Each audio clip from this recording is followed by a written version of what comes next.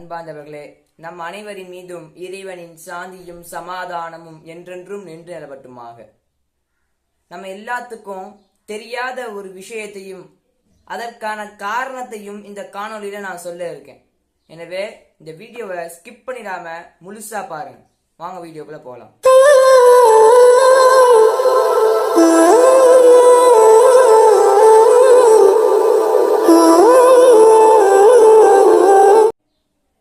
அன்பார்ந்தவர்களே, இந்தியாவுக்கும் பாகிஸ்தானுக்கும் சுதந்திரம் கிடைத்த நாள் ஆகஸ்ட் 15. ஒன்னாத்தான் ஆங்கிலேயர்கள் நாங்க சுதந்திரம் தரோம் அப்படின்னு சொல்லிட்டு அறிவிக்கிறாங்க.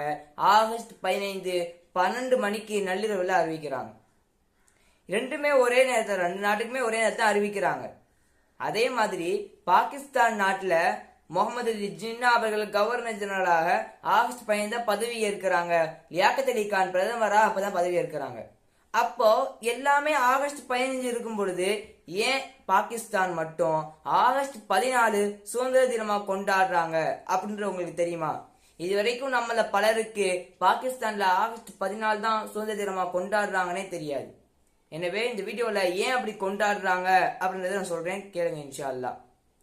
ஏன் அப்படின்னா 1947 அன்று லியாக்கத் அலி கான் அவருடைய தலைமையில உருவாக்கப்பட்ட அமைச்சரவை கூட்டத்துல, அந்த கூட்டத்தில் 1948 ஜூன் 29 ஒரு கூட்டம் வைக்கிறாங்க.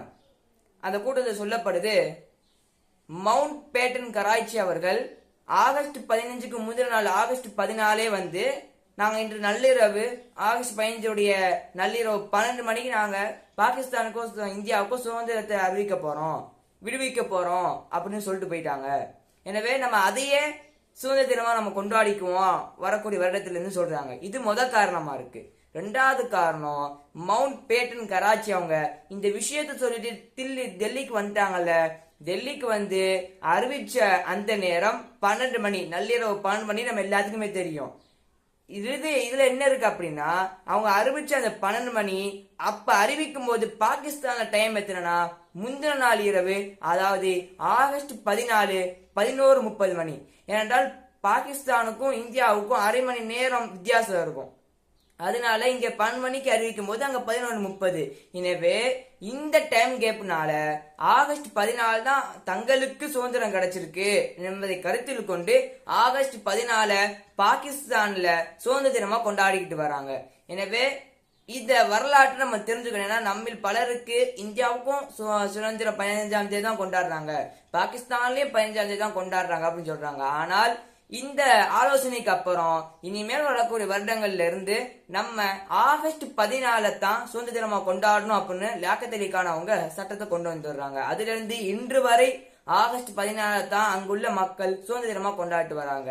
எனவே அன்பார்ந்தவர்களே, இது போன்ற ஒரு காணொலிகளை, இது போன்ற ஒரு யூஸ்ஃபுல்லான வீடியோக்களை நீங்க பாக்குறதுக்கு அபிரை அவரா யூடியூப் சேனல் சப்ஸ்கிரைப் பண்ணிக்கோங்க இன்ஷா அல்லாஹ். அஸ்ஸலாமு அலைக்கும் வரஹ்மத்துல்லாஹி வபரகாத்துஹு.